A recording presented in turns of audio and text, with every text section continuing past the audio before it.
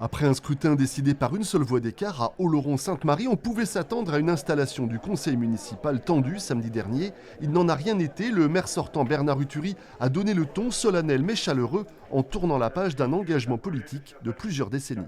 Je pense que pour faire de la politique, il est indispensable d'aimer les autres.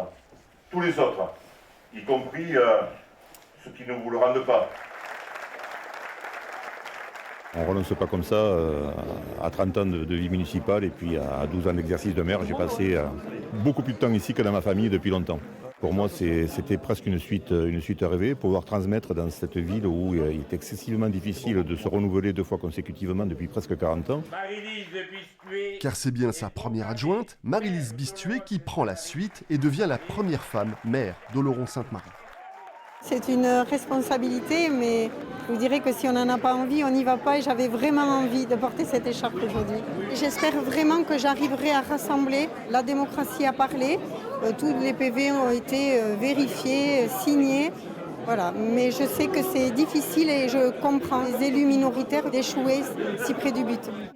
Car le résultat ne passe pas pour les 7 élus de la liste battue et si Clément Servat se veut un opposant constructif, il reste également combatif.